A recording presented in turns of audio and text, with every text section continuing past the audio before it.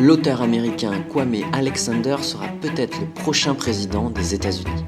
Quand on voit comment la série de télé-réalité business The Apprentice a propulsé Donald Trump à la tête de la Maison-Blanche, on peut sérieusement l'envisager. Mais avant de vous présenter cet auteur aux multiples best-sellers, laissez-moi vous parler de son projet fou, America's Next Great Author. Réunir des autrices et auteurs amateurs pendant 30 jours enfermés dans une villa pour qu'ils écrivent non-stop jour et nuit jusqu'à ce que l'un d'entre eux arrive à décrocher un gros chèque et la promesse ultime de tout auteur qui débute, un contrat avec une maison d'édition pour être publié. C'est publié, les gens iront pas savoir que c'est l'histoire d'une imagination. Mais je pense qu'il faut être fou pour croire que voir un écrivain assis sur une chaise pendant des heures en train de se prendre la tête et de taper sur son ordinateur va passionner les gens assis devant leur télé. Son action la plus rocambolesque sera sûrement de se lever pour aller chercher du café. Et pourtant, je peux vous assurer que je vais hacker les serveurs américains pour être le premier à découvrir semaine après semaine ce qui se passe dans cette maison. Mais pourquoi ?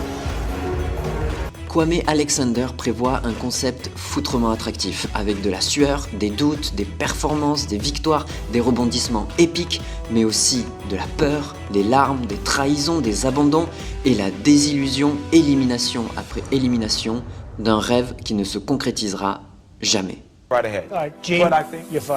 Cette émission a l'air géniale et pourtant, de nombreux écrivains sont déjà vent debout pour se moquer et mépriser ce qu'ils qualifient avec dédain de « show TV ». Leur argument principal, il est impossible d'écrire quoi que ce soit qui vaille le détour en à peine 30 jours. Et ils n'ont pas tort sur ce point, ce défi paraît impossible. Mais ils n'ont pas compris une chose essentielle, ça, on s'en fout.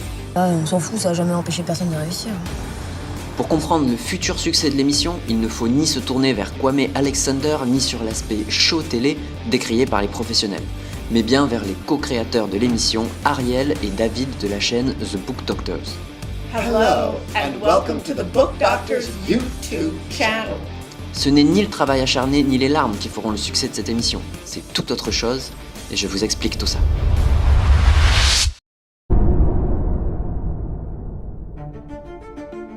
Le monde est fracturé, mais les histoires, elles, nous rassemblent. Derrière cette citation incroyable et pleine d'espoir, l'auteur américain Kwame Alexander. Après des études en biochimie à l'université de Victoria Tech, il décide de se tourner vers la littérature et la poésie. Il se spécialise très vite pour les livres jeunesse, dans lesquels il raconte des histoires épiques avec un rythme et une poésie dont lui seul a le secret. Mais ses activités vont bien au-delà.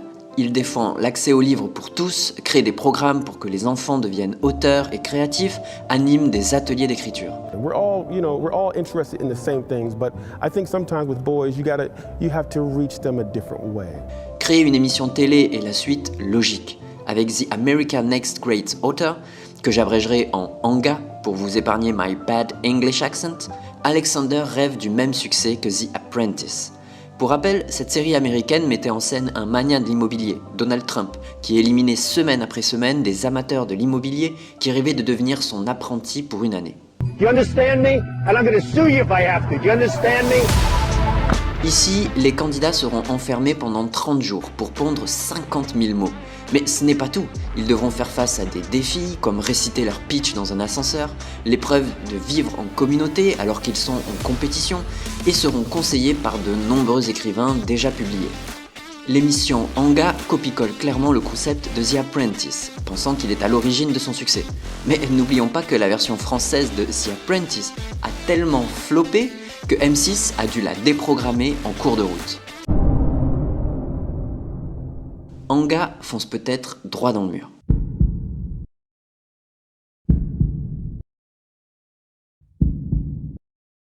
Si cette vidéo vous plaît, commentez 6ème de couverture dans l'espace commentaire. Non, parce que j'adore faire ces vidéos, mais j'avoue que je me sens un peu seul, donc si vous pouvez me donner un peu de force, je prends.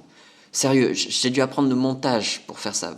Vous savez ce que c'est, vous, un riser? Non? Et ben moi non plus.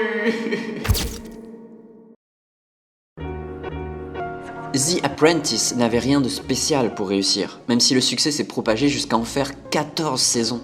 Cette réussite repose en fait sur la personnalité cinglante de Donald Trump, qui correspondait parfaitement à l'idée qu'on se fait du monde de l'immobilier, un monde de requins où aucune erreur n'est pardonnée. And now you cut them off as they're fighting each other for who should be fired. Michael, yes. Michael. Yes, sir. You're fired. Donald Trump était en roue libre et pouvait laisser libre cours à ses pulsions autoritaires et son instinct pour le sens des affaires. La production de l'émission s'arrangeait toujours après coup pour lui donner raison et le mettre en lumière. Il ne choisit pas le candidat qui s'est le mieux illustré durant cette épreuve ? Pas de problème, la régie va remonter toutes les images pour que le choix final de Donald Trump soit logique et cohérent.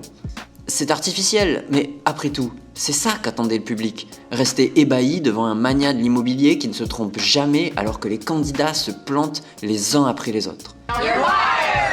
Le public n'attend pas ça par méchanceté, mais pour se rassurer. Bien assis dans son canapé, à siroter une bière bas de gamme devant la télé plutôt qu'un whisky de 20 ans d'âge dans une piscine à débordement sur un rooftop, le spectateur a envie d'entendre que l'immobilier c'est dur et que ce n'est pas pour tout le monde, pour déculpabiliser de n'être pas déjà riche et rentier. Pas ma faute. Et voir les candidats se tromper et échouer les uns après les autres, sur ce point-là, le public va être rassasié avec Anga. Car comment voulez-vous qu'un auteur amateur arrive à écrire un roman en 30 jours à peine ? Dans un article sur Writer Beware, la journaliste Victoria Strauss se moque même du concept en se demandant ce qui va se passer si la seule nouvelle finalisée au bout des 30 jours est en fait la pire nouvelle de toutes. Cette émission relève clairement plus d'un show télé que d'un vrai processus d'écriture. Et la journaliste voit juste, puisque Kwame lui-même le formule ainsi. On va montrer des écrivains qui écrivent des livres. Ça paraît ennuyeux, non ?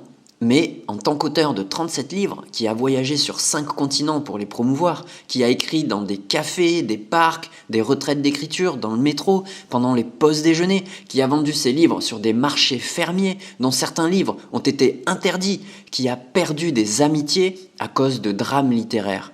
Il faut le voir pour le croire, c'est bien du drama. L'ironie, c'est que les histoires écrites, c'est du drama. Alors pourquoi la vie des écrivains ne serait-elle pas tout autant dramatique que leurs histoires ? L'émission cible donc le drama pour cartonner. Mettre en scène l'échec des candidats trop préoccupés par leurs soucis personnels pour se concentrer sur leur histoire. Les observer sur les marchés de fruits et légumes pour essayer de vendre leurs bouquins, on a déjà tous envie de voir cette scène lunaire qui n'a aucun sens. Mais à mon avis, ça ne suffira pas. Je suis certain que cette émission va cartonner, oui, mais pour une toute autre raison. Et elle ne vient pas de l'animateur ou du montage des images après coup, comme dans The Apprentice. Non, elle vient des spectateurs eux-mêmes. Vous, moi, nous.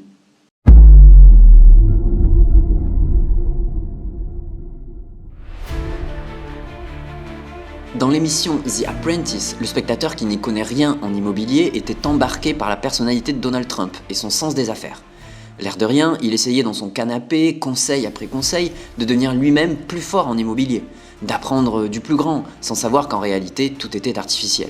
Et l'émission a cartonné car tout le monde rêve de devenir riche et rentier grâce à des placements efficaces dans l'immobilier. Et même si l'auteur star de Anga nous explique que 81% des Américains rêvent d'écrire un livre, tout le monde sait qu'on ne devient pas riche en écrivant des bouquins. C'est vrai, mais ce n'est pas ce que chercheront les spectateurs de The America's Next Great Author. Non, ils chercheront un but plus grand encore, l'accomplissement de soi. Contrairement à The Apprentice, qui se nourrit du monde tyrannique de l'immobilier, Anga nous propulse dans un monde où un auteur a un message à délivrer. Et contrairement à l'émission de Donald Trump où l'on souhaite se déculpabiliser de ne pas réussir dans le monde des affaires, ici, le spectateur cherchera de l'espoir. Une main tendue qui arrive à le convaincre qu'un jour, lui aussi, il écrira enfin son roman. Et ça, Ariel et David de la chaîne The Book Doctors l'ont bien compris. Co-créateurs de l'émission, ils n'ont qu'une idée en tête, motiver les gens à aller au bout de leur histoire. C'est ce qu'ils font à travers leur chaîne YouTube avec des centaines de vidéos et leurs réseaux sociaux. Comme Florence et moi d'ailleurs. Alors à ce sujet, je vous invite à découvrir notre podcast 6ème de couverture. C'est gratuit et c'est truffé de conseils d'écriture pour vous améliorer et rester motivé. Dans l'épisode 71 sur les conseils de Bernard Werber, on approchait cette problématique. Écrire un livre, ce n'est ni une thérapie personnelle, ni un moyen de devenir célèbre. C'est une motivation beaucoup plus profonde que ça. L'épanouissement personnel à travers un travail long, fastidieux, mais ô combien créatif et réjouissant. Alors, Oui, dans cette émission, on découvrira à quel point ça prend 3 plombes pour écrire une page. On verra des doutes, des hésitations, des incohérences certainement, et des abandons. Mais l'émotion première qui nous dominera n'est pas la jalousie ou la culpabilité, mais l'espoir et la compassion. Voir un auteur réussir, ce n'est pas le rendre riche ou célèbre, c'est voir une personne accomplir son chemin personnel vers sa destinée. J'ai hâte de découvrir et d'encourager ces auteurs et autrices qui vont tenter cette expérience incroyable. J'espère que, comme moi, vous serez au rendez-vous en 2026. En attendant, vous pouvez vous abonner à cette chaîne, on vous tiendra au courant. Vous pouvez aussi découvrir la vidéo sur Alexandre Astier et ses techniques pour écrire de bons dialogues, même si, dans Kaamelott 2, j'ai trouvé qu'il ne les suivait pas forcément. Allez, à bientôt!